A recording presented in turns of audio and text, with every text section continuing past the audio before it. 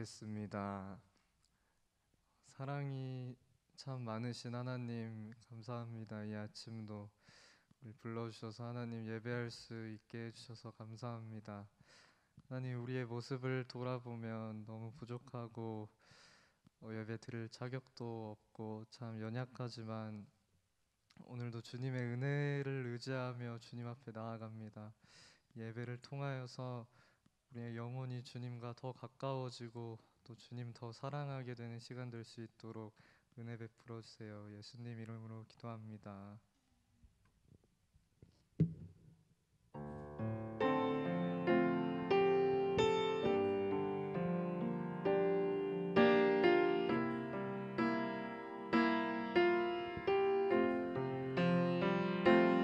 나 약해 있을 때에도 주님은 함께 계시고 나 소망 잃을 때에도 주님은 내게 오시네. 나 시험 당할 때에도 주님이 지켜주시고 나 실망 당할 때에도 주님이 위로하시네. 주님만이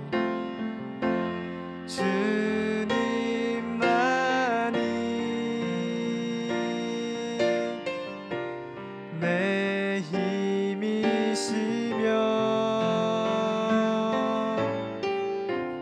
오 주님만이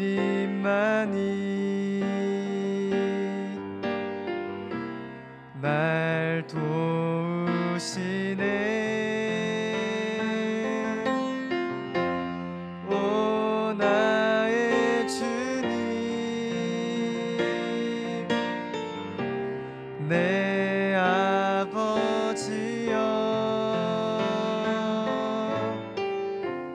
오 나의 주님 내 사랑이여 주님만이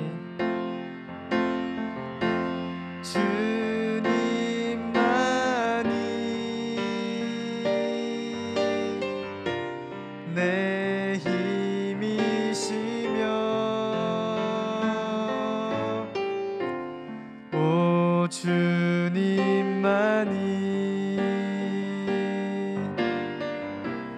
날 도우시네. 오 나의 주님 내 아버지여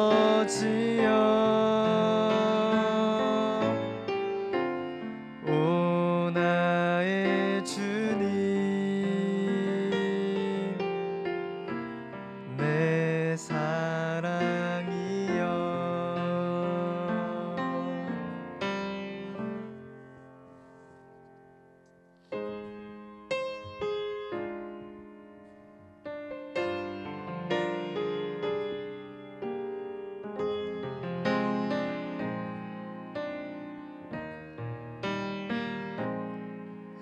내가 지금까지 지내온 것은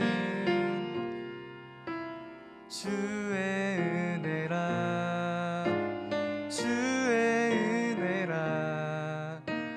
지금까지 지내온 것은 내가 지금까지 지내온 것은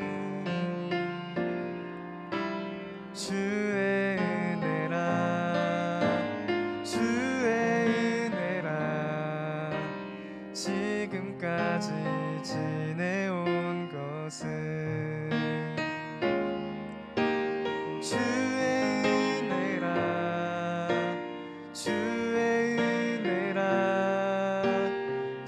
지금까지 지내온 것은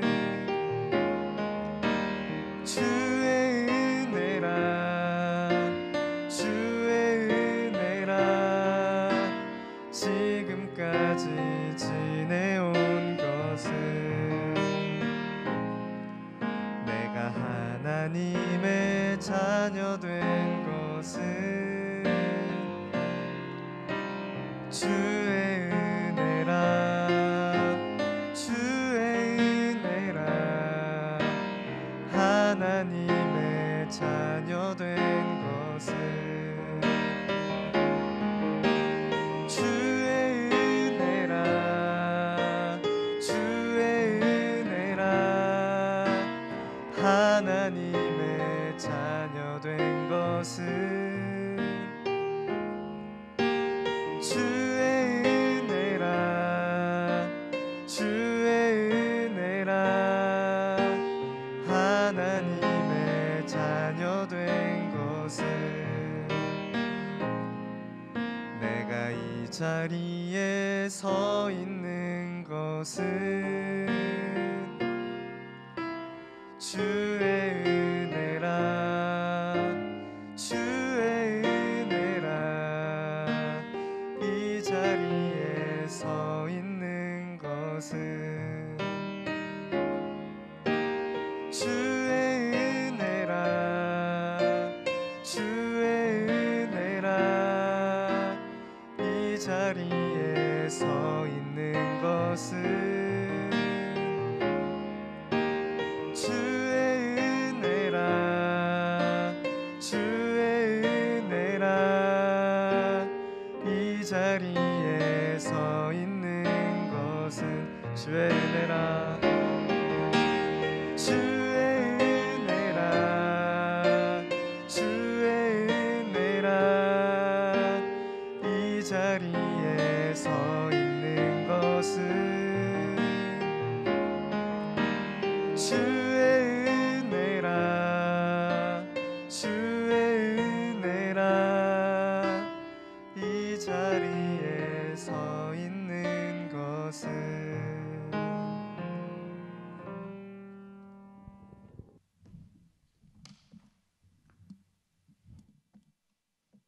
하나님을 찬양합니다.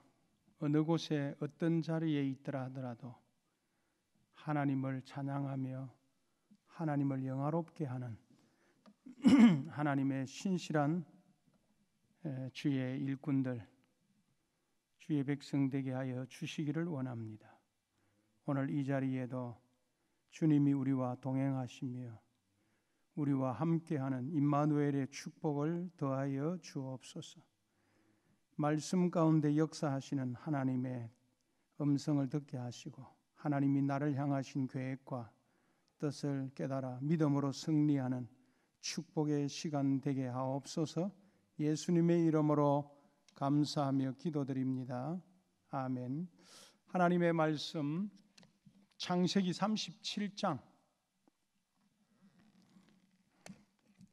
5절부터 11절에 있는 말씀을 제가 빠른 속도로 읽겠습니다. 37장입니다. 5절. 요셉이 꿈을 꾸고 자기 형들에게 말하며 그들이 그를 더욱 미워하였더라. 요셉이 그들에게 이르되 청하건대 내가 꾼 꿈을 들으시오. 우리가 밭에서 곡식단을 묶더니 내 단은 일어서고 당신의 단은 내 단을 둘러서서 절하더이다.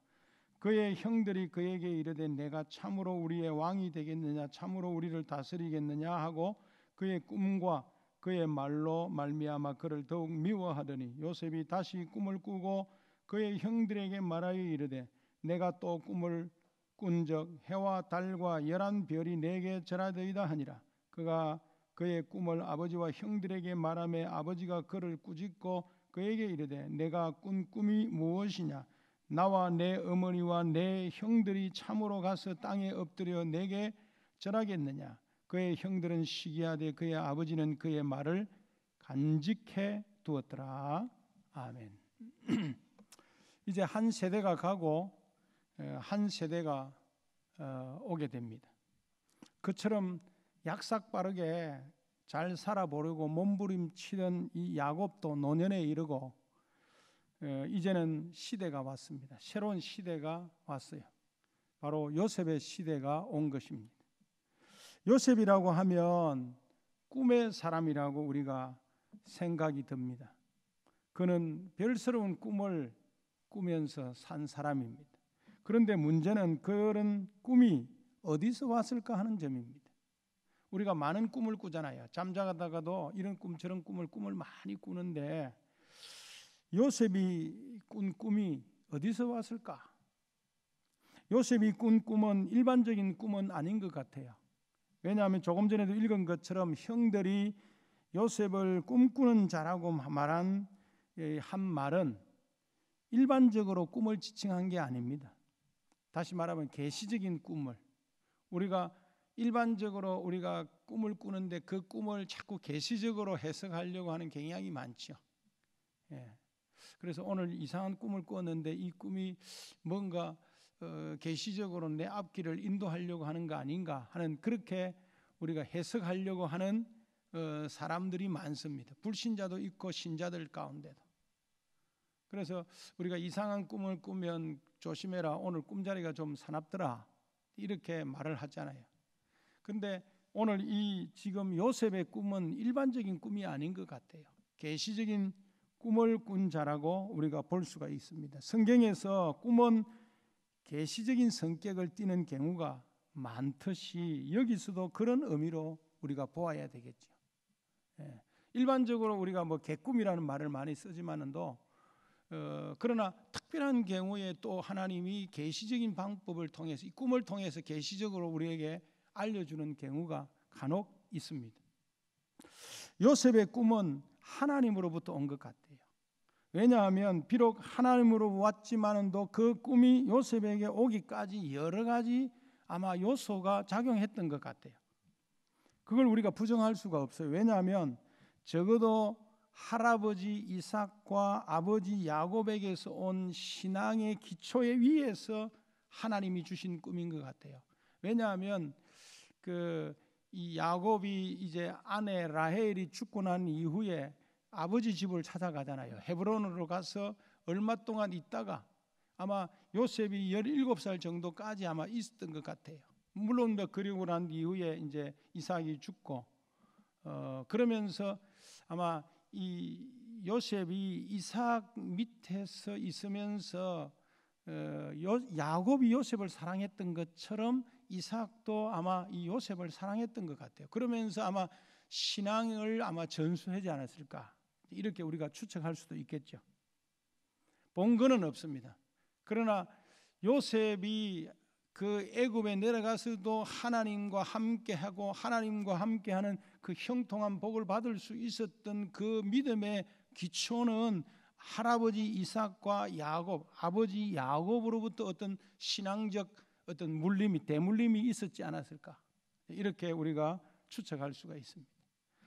창세기 35장에 나타난 대로 요셉은 아버지를 따라 기랏 아르바 근처 마므레로 내려가서 할아버지 이삭을 만나고 그곳에서 할아버지와 함께 몇 년을 살았습니다. 그래서 35장 27절에 보면 야곱이 기랏 아르바의 마므레로 가서 그의 아버지 이삭에게 이르렀으니 기랏 아르바는 곧 아브라함과 이삭이 거류하던 헤브론이라 이렇게 이야기하고 있습니다. 그동안 할아버지는 요셉을 안고 아마도 자기 생애 동안에 자신이 경험했던 신앙적 어떤 부분들을 이야기했을 것 같아요. 손자를 앉혀놔 놓고 무슨 이야기 하겠어요? 할아버지가 손자를 앉혀놔 놓고 하는 이야기가 결국은 신앙적인 이야기지 않겠어요?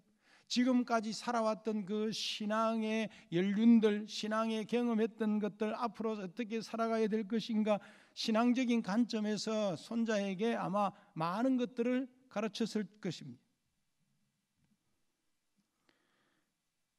요셉은 그런 조상의 위대한 신앙 이야기를 들으면서 자랐을 것입니다. 이것은 요셉의 신앙 형성에 지대한 영향을 끼쳤을 것으로 보이는 것입니다. 그런데 왜 하필이면 요셉에게만 이삭의 신앙 경험이 그처럼 큰 영향을 미친 것일까?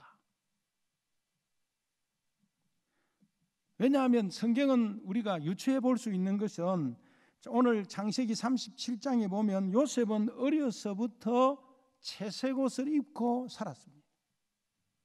그가 채색 옷을 입고 산 이유를 성경에는 야곱이 노년에 얻은 아들이므로 그러죠.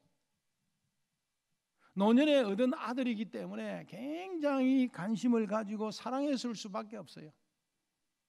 옛날에 2002년도에 미국 갔는데 그 LA에 우리 친구가 사는데, 친구가 내가 신대원 다닐 때만 해도 이 친구가 내보다 1년인가 먼저 결혼을 했는데도 아기가 없었어요.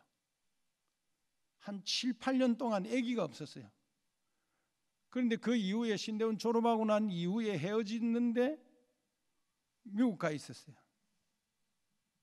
그래서 이제 미국 가니까 이 친구 집에 갔는데 똘망똘망한 이 요셉이, 이름이 요셉이요.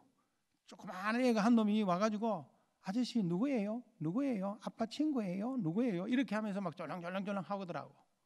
그래서 이제 자초지정을 물어보니까 임신했다가 미국 가서 이제 아기를 낳았는데 이놈이 미국 국적을 가지고 있는 거예요.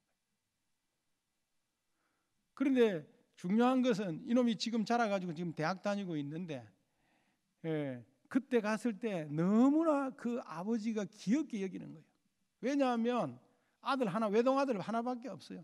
그것도 10년 정도 걸려가지고 이 아들을 낳은 거예요. 그러니까 얼마나 귀하고 사랑스럽겠어요.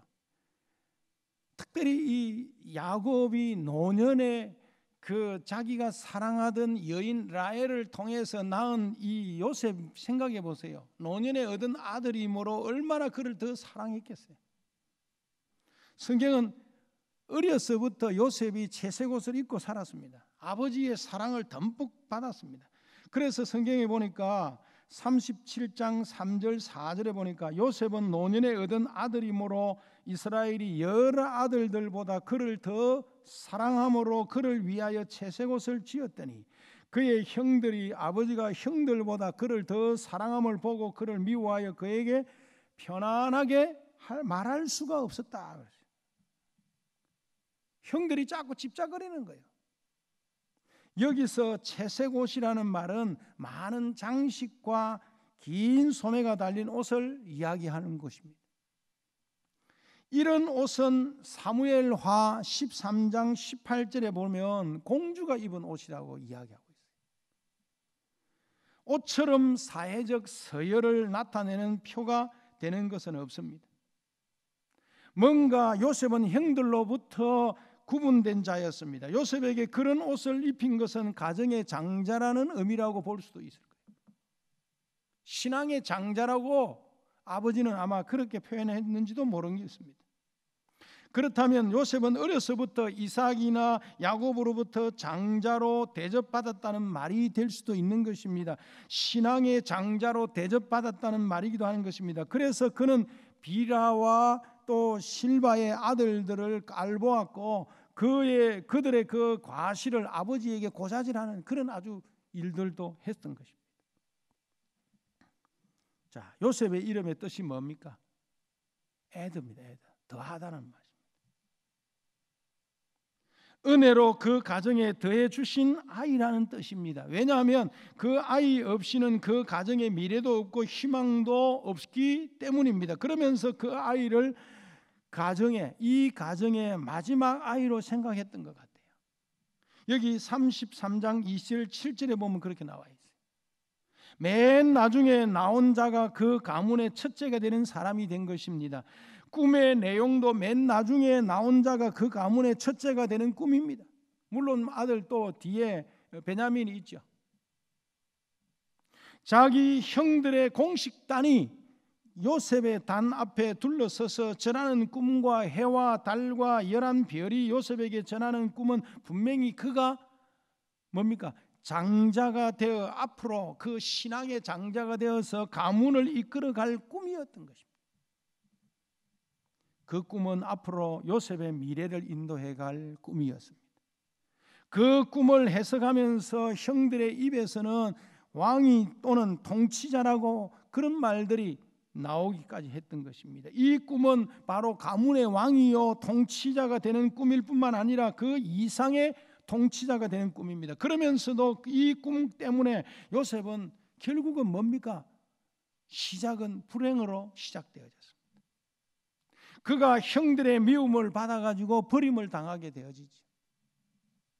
자, 어느 날 아버지의 심부름으로 양치는 형들을 찾아 세겜에서 도단까지 가게 되어집니다. 그때는 풀이 마른 때였기 때문에 없는 풀을 찾아가지고 양들의 그 이동 거리는 굉장히 길었다고 합니다.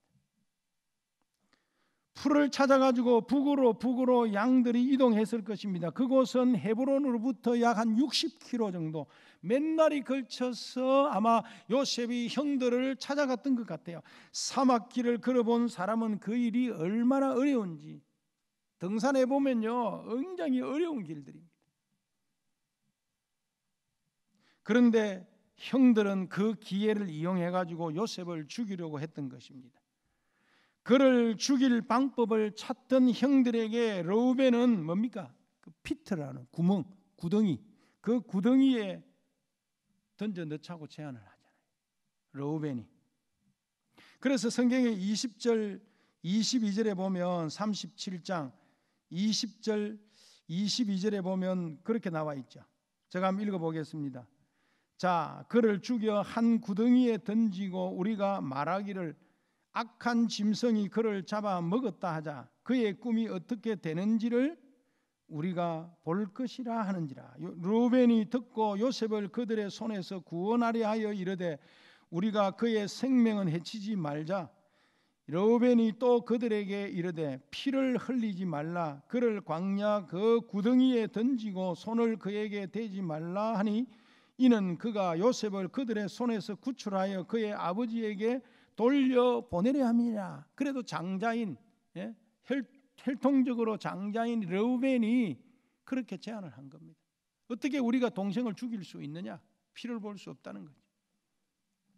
자, 이 구덩이란 당시에 물을 저장해 두는 물탱크와 같은 곳으로 입구가 좁고 안은 넓어서 사람이 기어 나오기가 어려워요. 쉽게 말하면 이렇게 되어져 이런 형태죠. 이렇게 구덩이 이렇게 항아리처럼 구덩이가 이렇게 파여져 있어가지고 사람들이 이리 타고 올라오기가 어렵다 이 말이죠. 그냥 이렇게 되어져 있으면 뭐 이렇게 사다리로 올라올 수 있는데 이게 이렇게 되어져 있다 이 말이죠. 입구는 좁고 밑은 이렇게 그러게 이게 항아리처럼 파여져 있어가지고 사람들이 이리 올라오기가 어렵다.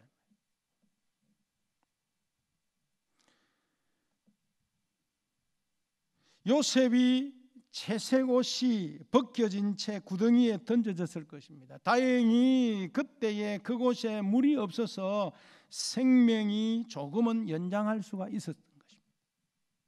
그곳에 물이 없었다는 것으로 그 시기가 가뭄이 끝나가는 9월이었을 쯤 되는 것으로 추측할 수가 있습니다. 형들은 요셉을 죽이기 위하여 그 안에 던져 넣었고 졸지에 요셉은 죽음을 상상할 수밖에 없는 것입니다. 당시에 17살 조금 넘는 이 요셉으로서는 공포에 사로잡히지 않을 수 없는 상황이었습니다. 형님들 좀 살려달라고 애를 치는 거예요. 그런데도 형들은 요셉을 구덩이에 던져 놓고 태연하게 자리를 잡고 앉아서 요셉이 가져다 준 도시락을 그들이 먹고 있었습니다. 그들의 그 태연함에서 그들의 그 잔인함을 우리가 볼 수가 있는 것입니다. 미운 놈 하나를 처치하고 모처럼 마음의 평안을 누리고 있는 모습과 같은 것입니다. 형들을 향하여 살려달라고 외치는 그 요셉의 외침을 들으면서도 말입니다. 성경은 그가 그처럼 자랑하던 꿈을 철저히 부수고자 하는 그 정오의 마음이 요셉을 죽이려는 동기가 되었다고 말하고 있는 것입니다. 그때 받은 상처가 요셉에게 얼마나 컸을까? 저와 여러분이 그런 상황이 주어지면 아마 형들에 대한 그 원한과 한이 맺혀 있을 수 있을 것입니다. 왜냐하면 에서가 그랬거든. 장자의 맹부를 아버지의 축복을 자기가 뺏어가지고 외삼촌 라반의 집으로 도망갔는데 얼마나 그 형 에서가 이를 갈았겠습니까? 야곱이 온다는 이야기를 듣고 400명을 이끌고 야곱과 함께 대결하기 위해서 겨누기 위해서 오고 있다는 소식을 야곱이 들었잖아요. 그러니까 지금 이 요셉에게도 형들에 대한 원한과 분노가 그 속에 적개심이 그 속에 있을 수 있을 것입니다. 평생 잊을 수 없었을 것입니다. 살아남기만 하면 형들을 죽이고 싶었을 것입니다. 여러분, 형들이 있어요? 동생이 있습니까? 동생이 형에 대한 상처가 있고, 형들은 보통 상처를 가지고 않습니다. 그런데 동생은요, 반드시 형에 대한 상처가 작든 크든 가지고 있을 수 있습니다. 아마 이 요셉은 평생 잊을 수 없는 형들에 대한 잊을 수 없는 분노와 적개심과 원한이 그 속에 자리 잡고 있었을 것입니다. 살아남기만 하면 형들을 죽이고 싶었을 것입니다. 반대로 형들의 입장에서 보면 그동안 아버지의 편에 얼마나 가슴이 아팠고 요셉의 꿈이 그들의 마음에 얼마나 많은 상처가 되었을까. 동생을 죽이고 싶었을 정도로 마음에 큰 상처를 형들은 가지고 있었던 것 같아요. 왜냐하면 투가면 꿈을 꿔가지고 뭐 자기 앞에 절한다고 그러고 그러니까 그래도 형들인데,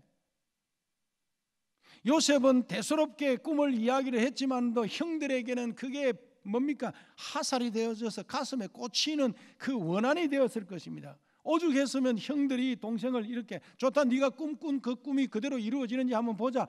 좋다, 네가 이기에 지금 구덩이에 빠져서 네가 살을 수 있는지 한번 보자. 서로가 감정을 가지고 있는 겁니다. 그때 마침 이스마엘 상인들이 그곳을 지나가게 되어졌습니다. 하나님은 장소와 시간을 사용하셔서 역사하신 것입니다. 상인을 보자 유다가에게는 번쩍한 생각이 들었죠. 그때 동생을 죽이기보다는 아주 보지 않는 그 먼 나라로 그냥 팔아버리는 것이 좋다. 이래가지고 형들은 이 제안에 모두 동의하고 요셉을 이스마엘 상인들에게 팔아버렸어요.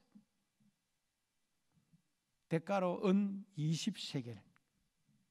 요셉은 돌아올 수 없는 먼 나라로 노예로 팔려간 것입니다. 채색옷이 다 벗겨진 채 벌거벗은 몸으로 팔려가는 그의 모습에 앞으로 전개될 숱한 그 요셉의 고난을 우리가 생각해 볼 수가 있는 것입니다. 그의 미래는 점점 예측할 수 없는 불행의 늪으로 빠져들고 있습니다. 그 안에서 과연 꿈은 어떤 역할을 했을까? 요셉이 꾼 꿈이 어떻게 이루어지는가? 늦게야 요셉이 없어진 것을 발견한 르우벤은 놀라서 옷을 찢으면서 형제들에게 달려가서 요셉이 없다고 외치면서 이제 나는 어디로 가야 하느냐라고 외쳤던 그 르우벤의 울부짖음, 마댕다운 면모입니다. 요셉을 일시적으로 웅덩이에 넣었다가 살려주려던 그의 의도가 크게 빗나가 버리고 말았던 것입니다. 아버지 야곱은 피로 얼룩진 그 요셉의 채색옷을 받아들고 장자로 여기며 사랑하던 요셉이 죽고 만 것입니다. 여기에서 보면요, 갈기갈기 찢긴 그 요셉의 피 묻은 옷을 받아든 야곱의 아픔이 오죽했겠습니까? 옛날에 형 에서를 속였던 야곱이 이제는 누구한테 속이고 있습니까? 아들들에게 속임을 당하고 말았던 것입니다. 야곱은 그 34절에 보면 슬픈 나머지 옷을 찢고 베옷을 걸치고 아들을 생각하며 여러 날을 울었다라고 기록하고 있습니다. 왜냐하면 정말로 믿음의 장자로 가장 아끼고 사랑했던 그 라헬의 낳은 딸, 자기가 가장 사랑했던 여인의 아들이 죽었으니까 얼마나 그 마음이 아프고 슬펐던지 여기 성경에 보니까 May Days라고 돼 있어요. 여러 날 동안 야곱이 울었습니다. 그의 아들, 딸들이 모두 나서서 그를 위로하였지만 그는 위로받기를 마다하면서 탄식하였습니다. 그의 마음이 어떠했는가를 성경은 자세하게 보여주고 있습니다. 성경의 계산대로라면 그때의 이삭이 그곳에 살아 있었을 것으로 추측할 수가 있습니다. 요셉은 이집트에서 바로의 신하인 경호대장 보디발에서 팔려갔습니다. 그러나 보디발의 집으로 가는 길이 그리 간단치는 않았을 것입니다. 성경은 간단하게 기록해 놓았지만 사실은요, 요셉은 한동안 아마도 그 이스마엘 상인들에 의해서 애굽에 팔려가 가지고 노예 시장으로 아마 팔려갔을 것 같아요. 이스마엘 상인들이 노예로 끌고 가가지고 그 애굽 땅에서 노예 시장에서 아마 사람들을 팔고 사고 하는 건데, 아마 어느 날 이 요셉이 보디발의 집으로 팔려간 것 같아요. 남의 나라로 팔려온 이 노예가 어떤 대접을 받는지 우리가 다 알고 있을 것입니다. 성경은요, 요셉이 이집트로 팔려간 후에 보디발의 집에 팔려갔다고 말해놓고 창세기 3장에 38장에 가가지고 보니까 유다와 다말의 이야기로 메꾸고 있습니다.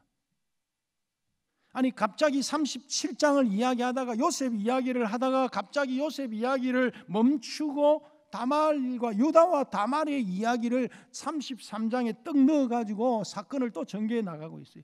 왜 여기에 다말 이야기가 필요했을까? 그것도 불륜적인 그런 상황, 도저히 있을 수 없는 그런 상황이 38장에 전개되어지고 있습니다. 요셉을 이집트로 가는 상인들에게 팔자고 제안한 사람은 유다였습니다. 물론 그는 동생을 죽이는 것보다는 그렇게라도 해서 살려내는 것이 좋다고 생각했을 것입니다. 그러나 그는 비겁했습니다. 정의가 무엇인가를 알고도 눈을 감은 것입니다. 그리고 요셉의 화려한 옷에 순념소에 피를 묻혀가지고 아버지에게 가져다 줍니다. 그 이후에 그것이 사랑하는 아들의 옷인 것을 알고 우불부짖는 그 아버지를 뒤로 하고 유다는 아둘람이 사는 곳으로 내려가 가나안 여인을 만나가지고 결혼을 하게 되어집니다. 아버지의 창자가 찢어지는 그 아픔을 외면하고 또 동생을 판 양심의 가책을 잊어버리고 보려고 의도적으로 아마 그랬는지도 모를 것입니다. 그런데 하나님은 유다의 두 아들을 불러가심으로 자식을 잃는 아버지의 아픔을 두 배로 아마 그가 경험했다.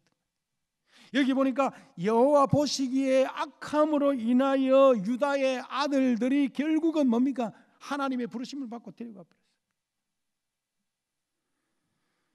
유다의 두 아들이 그 두 아들을 자식을 잃어버린 그 이 유다의 아버지의 그 슬픔은 아마 그 아버지 야곱이 요셉을 잃어버렸다, 요셉이 죽었다는 그 이야기를 들었을 때의 그 아픔을 생각하면서 아마 이 유다도 그 아픔을 느꼈을 것 같아요. 그리고 유다는 이어서 다시 한번 정당한 법에 눈을 감았습니다. 셋째 아들이 성장해서 며느리 다말에게 주어가지고 후사를 이어가도록 해야 하는데 이 점에 눈을 감은 것입니다. 드디어 양털을 깎기 위해 가지고 딥나로 가는 길에 에나임 어귀에 앉아 있는 창녀를 보고 그에게 들어갔습니다. 성경에는요, 창세기 28장 15절에 표준 세번역에 보면 길을 가던 유다가 그를 보았지만 창세기 38장에 얼굴을 가리고 있었으므로 유다는 그가 창녀인 줄 알았다라고 기록하고 있습니다. 결국 유다는 며느리에게 눈을 감고 살다가 며느리를 범하는 죄를 범하게 되어집니다. 그리고 그 대가로 도장과 허리끈과 지팡이를 주게 되어집니다. 이 세 가지는 리더십의 상징이잖아요. 리더십을 며느리 다말에게 빼앗긴 것입니다. 석 달쯤 지나가지고 지난 다음에 유다는 자기 며느리 다말이 창녀짓을 하다가 임신을 했다는 소문을 듣고 그를 끌어내 가지고 처형하려고 했습니다. 그러다가 마침내 며느리와 동침한 장본인이 자기라는 사실을 알고 뭐라고 고백합니까? 이 아이가 내보다 옳다. 그렇게 고백하고 있습니다. 모든 사람 앞에서 자기의 부정을 폭로하고 만 것입니다. 이것은 후에 요셉이 끝까지 보디발의 아내의 유혹을 거절하는 것과 대조를 이루게 되어지는 것이죠. 다말의 이야기는 두 아들인 베레스와 세라를 낳는 것으로 끝을 맺지만 이것은 유다를 통해서 후대의 다윗 왕조를 이루어 가시는 훗날의 예수 그리스도의 오심 구속사의 중요한 메시지가 이 창세기 38장에 이어져 가고 있는 것입니다.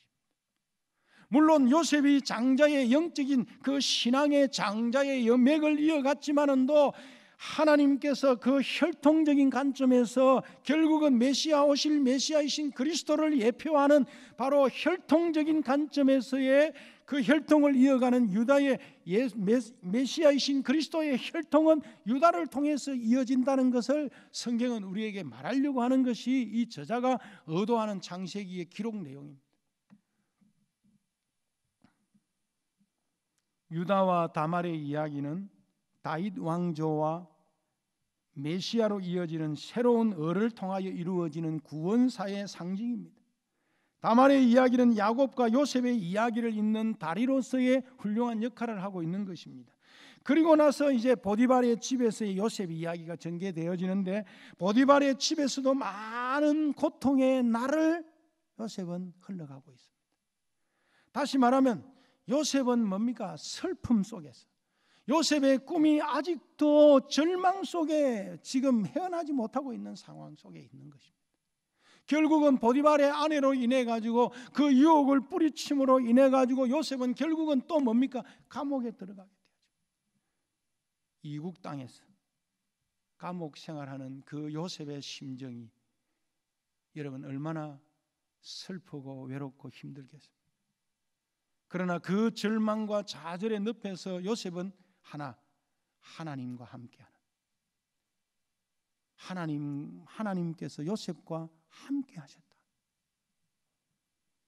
우리가 어떤 환경과 어떤 상황, 절망 속에 있다 하더라도 하나님이 나와 함께 계신다. 이걸 우리는 잊어서는 안 돼요. 하나님이 나를 향해서 나를 통해서 이루어 가실 하나님의 놀라운 꿈들이 있는 것입니다. 하나님의 계획이 있어요. 하나님이 나를 향하신 플랜이 있습니다. 지금 내 앞에 놓여져 있는 절망의 그늘이 절망이 내 앞에 놓여 있고 암울한 그 상황이 내게 주어져 있다 하더라도 그것 때문에 우리가 낙심하고 좌절할 이유가 없습니다. 하나님은 틀림없이 우리를 통해서 그 꿈을 이루어 가실 것입니다. 지금 당장 내 눈앞에 보이는 현실 앞에 우리가 안주하고 좌절하지 말고 앞으로 이루어질 나를 통해서 이루어 가실 그 하나님의 놀라운 계획을 보면서 믿음으로 승리하는 저와 여러분이 되기를 주의 이름으로 축원합니다. 살아계신 하나님, 요셉을 통해서 절망이 희망으로 바뀌어가는 하나님, 요셉과 함께 하셨던 그 하나님, 비록 내가 처한 지금 현실이 절망적이고 암울하고 어려운 환경 속에 있다 하더라도 그것 때문에 낙심하고 좌절하지 않게 하시고 하나님이 나를 통해서 이루어 가실 놀라운 하나님의 계획을 바라보며 믿음으로 한 걸음 한 걸음 승리해 나가는 하나님의 신실한 종들이 다 되게 해 주시옵소서. 예수님의 이름으로 감사하며 기도드립니다. 아멘. 주 예수 그리스도의 은혜와 하나님의 무한하신 사랑하심과 성령의 교통하심이 요셉을 통해서 이루어 가시는 그 절망과 좌절에서 희망을 찾게 하시고 꿈을 이루어 가시는 하나님의 놀라운 뜻을 발견하며 믿음으로 승리할 주의 자녀들 머리 위에 이제로부터 영원토록 항상 함께 계실지어다. 아멘.